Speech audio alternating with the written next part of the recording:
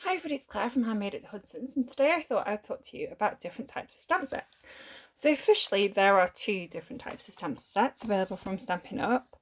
There's the cling stamp set, which is the red rubber stamp set, which in this case is Dragonfly Garden, which is stunningly gorgeous, and photopolymer stamp set, which is the clear stamp set that is sort of see-through. And it makes it easier to layer them together. So I say officially there's two, which are these two. I also consider that there's a third group, which are background stamps like this one, which are larger and that I treat differently to the photopolymer and the cling stamp set. So let's go through the positives of the photopolymer first. So with photopolymer stamps, they tend to be less detailed, they tend to be easy to stamp, and they tend to be layered. So if I show you with this sweet ice cream set, and if we make a ice cream, so I actually use this as my how to prep a photopolymer stamp set, linked in below, and I am going to make this ice cream.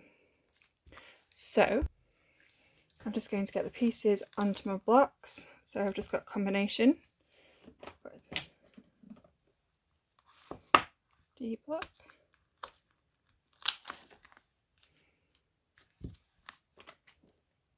And this one. And then the last one that I'm going to need is You're So Cool. And the way I'm going to actually line that up is to add it to my grid paper and put that in the middle. Okay, so I'm just going to take a front of my card, and I am going to take some Coastal Cabana ink first, and I'm going to do the bottom part, I think.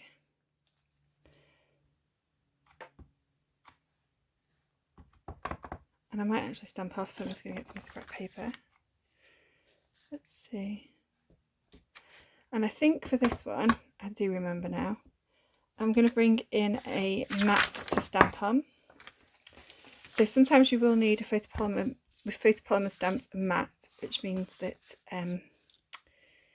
it helps the image. Okay, so I'm going to stamp this somewhere in the middle. And with the photopolymer, you want to hold for about 20 seconds so that you get a good image. And I'm going to stamp You're So Cool as well, I think. And I'm going to stamp that down here.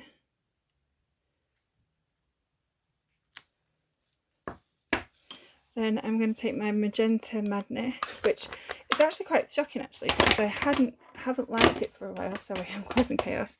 I actually quite like it, and I seem to be picking up a lot at the moment.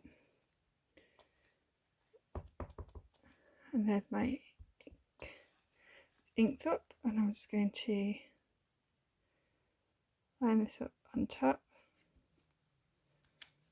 And there we have a gorgeous multi-tonal ice cream. And I'm going to clean that off in a second. And then I have got my crumb cake, and I'm just going to close this up.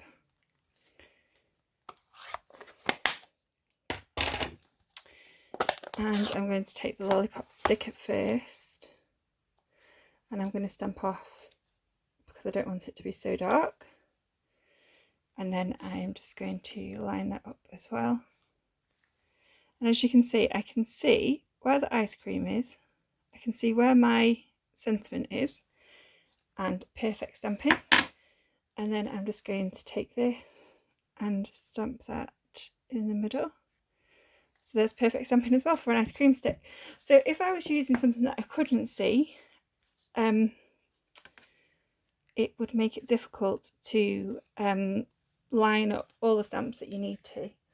So the reason we were given that it goes, or they create the stamp set in photopolymer, was that you need to line something up or it's not very detailed.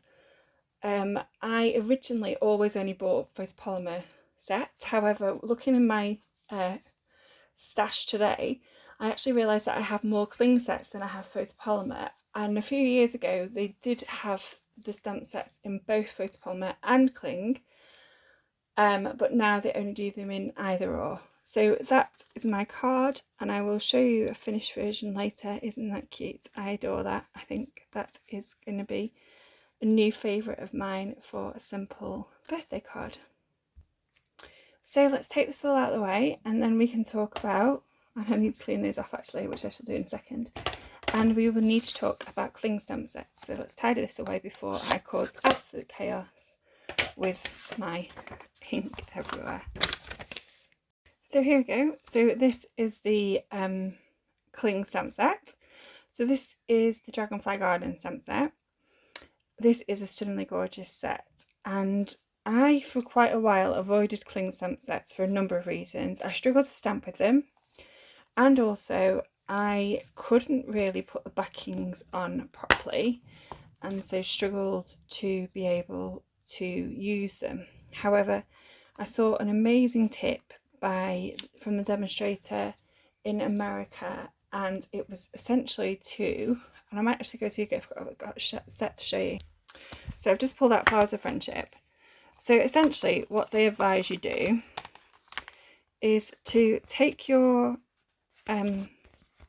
sticker, like so, add it to a block, peel the backing off, and this stuff is super sticky, and I probably should have added this to a more sensible block, but we'll give it a go. Add it to your block, and then take your corresponding leaf. I think it's this big one. Let's see, will it fit in there? Yep, it's this big one. Take your corresponding item, put it down, and then take your block and then line up, maybe not, line up your block and your sticker, and then you can peel that off, and then you've got a perfectly lined up sticker, and that can live in your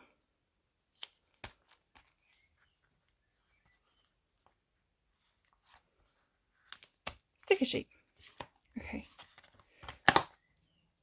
so as I said, this is the Dragonfly Garden. There's some gorgeous stamps in here. They tend to make cling stamps when you want to have lots of detail, and less so when they need to layer. Now this is an exception, as there is a layer here, but I'm going to show you in a minute that that's not too much of an issue. So let's take a dragonfly. So in a future video I'm going to be showing you how to stamp with blocks, and this is one of the backgrounds I've created. So for the detail on the dragonfly, I'm just going to take some basic grey, ink up my dragonfly, and I'm just going to stamp that there. And there I have a gorgeous dragonfly. And then let's just close this. And you want to clean off your stamp. So I've got my stamping cleaner at the side. I just got Misty Moonlight here, and I'm just going to add the wings, and it's quite simple to just add a bit of colour to the wings, and even though you can't line it up, that looks fine, that's not a problem. Okay, so I've just then got a piece where I have stamped with a block. As I said, I'll be showing you in a future video how to do some block stamping. And I've got some VersaFine black here, and I am going to stamp that onto here. And this flower has the most gorgeous sort of detail. And there we have a gorgeous flower. Because I stamped that in VersaFine, I can do a gorgeous watercolour with it. Okay, so as I said, I think that there is a third type of stamp, which is a background stamp. So this is the birch stamp. You can use a block for this, and let me show you. Actually, I'm going to show you with a different one.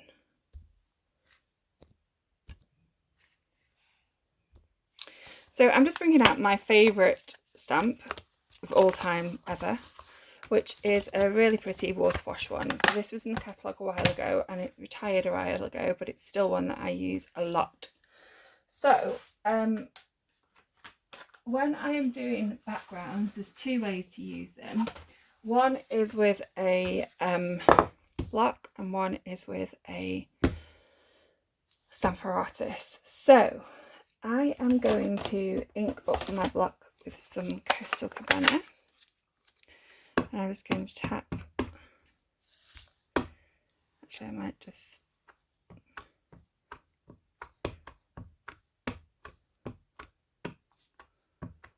So I've inked up my background stamp.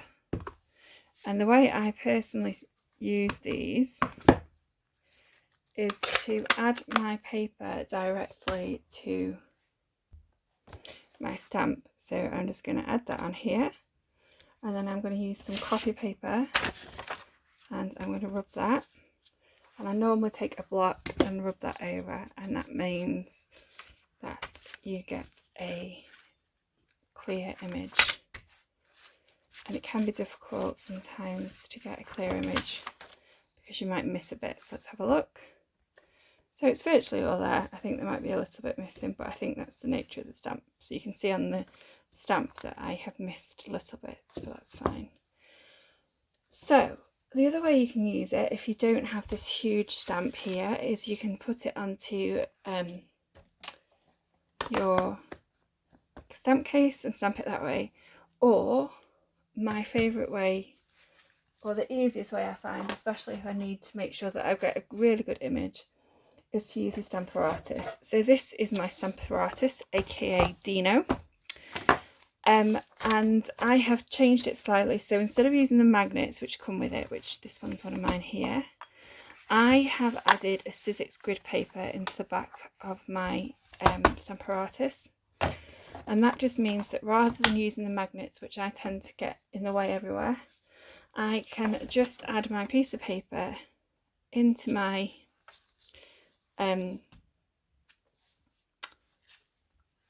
Stamparatus and it is sorted.